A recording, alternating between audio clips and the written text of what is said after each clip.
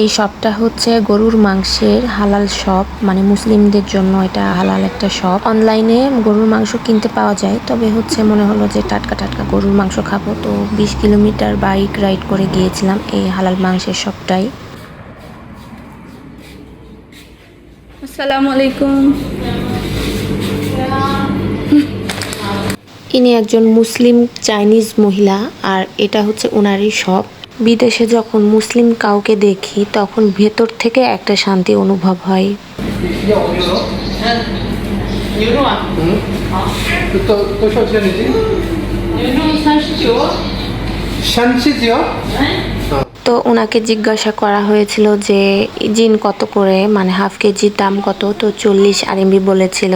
আমার বাসায় 2 জন আমরা, তো আমার হাজবেন্ড গরুর মাংস খায় না, আমি শুধু খাই, তো বেশি নিব না, 1 কেজি মতো নিব। আর আমি এখানে মাংসটা দেখছিলাম যে কোন জায়গার মাংসটা নেব।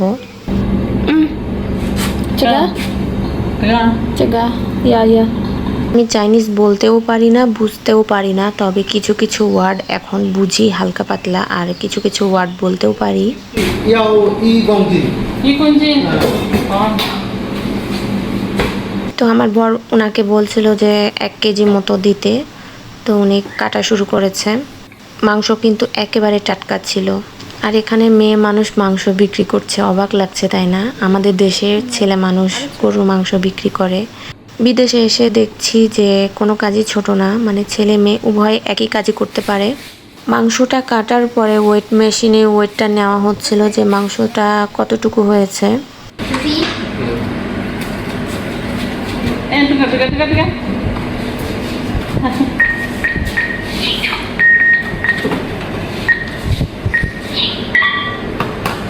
谢谢。 মাংসটা 1 কেজির বেশি ওয়েট হয়েছিল, আর দামটা যেন কত আমার ঠিক মনে নেই। মাংস নেওয়ার পরে আবার দেখলাম এখানে হালাল মোমো পাওয়া যায়। আশেপাশে প্রচুর শপিং মল, তবে হালাল মোমো খুব একটা পাওয়া যায় না। চুড়ো দেওয়া থাকে, চুড়ো বলতে শুকুরের মাংসের মোমো থাকে, তারপরে চিকেন থাকে, নিউরো থাকে।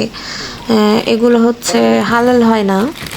এত দূর থেকে যখন এসেছি তাই 3 প্যাকেট মোমো নিয়ে নিয়েছি।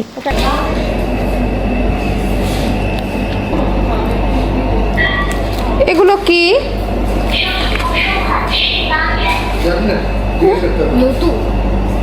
আর পাশে এটা ভুঁড়ির মতো লেগেছে আমাকে, তবে এটা ভুঁড়ি না, এটা হচ্ছে গায়ের চামড়া, গরুর হচ্ছে এটা চামড়া।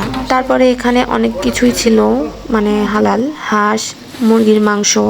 তো আমরা শুধু মোমোটা আর গরুর মাংসটাই নিয়েছি।